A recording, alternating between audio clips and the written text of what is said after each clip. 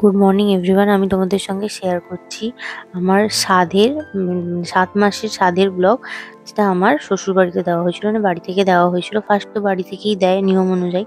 একটা টাইম দেখা হয়েছিল, যেটা একটা কত টাইম ছিল আমি অতটা এখন মনে নেই। ওই টাইমটা দেখে জলখাবারটা গোছাচ্ছিল, টাইমটা দেখে নিয়ে।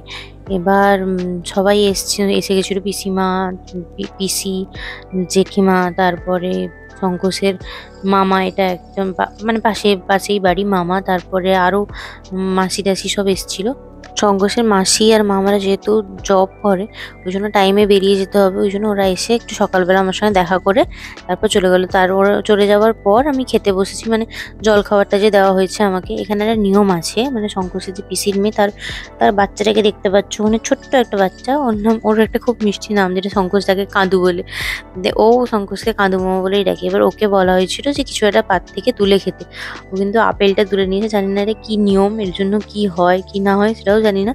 তবে ও খুব মজা করে, সবাই আনন্দ করছিল বলে, বলাবলি করছিল বলে ও খুব মজাই করছিল।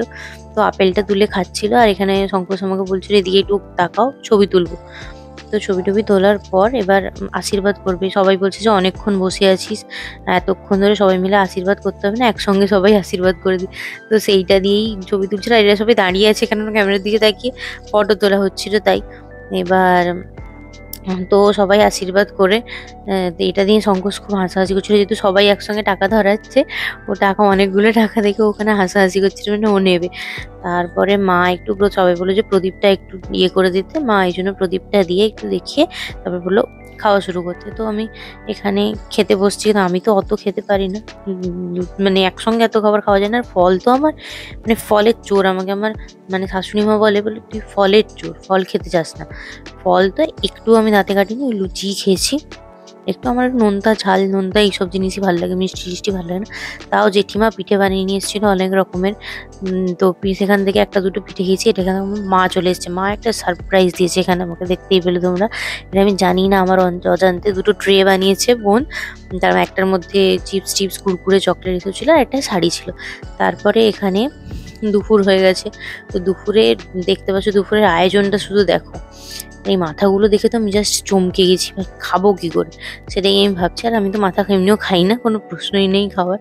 তো আমার ফেভারিট একটা জিনিস আমার যেটা চোখে পড়ে গেছে, সেটা হচ্ছে চিংড়ি, গলদা চিংড়ি ছিল ওখানে, মানে বিরাট সাইজের ছিল।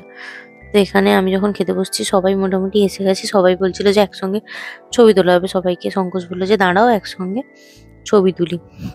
এখানে সবাই আছে, আমার বাবা, তারপরে এটা পঙ্কজের মাসির মেয়েটি, সবাই একসঙ্গে দাঁড়িয়ে আমরা মানে ওরা ফটো তুলছে।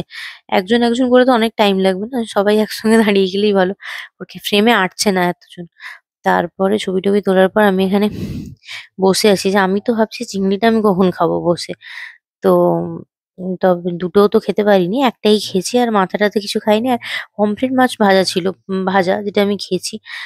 আর এখানে একটু ফটো সেশন চলছে আমাদের। আমাদের শঙ্কর বলছে মাথাটাকে একটু ধরে একটু ফটো তোলো।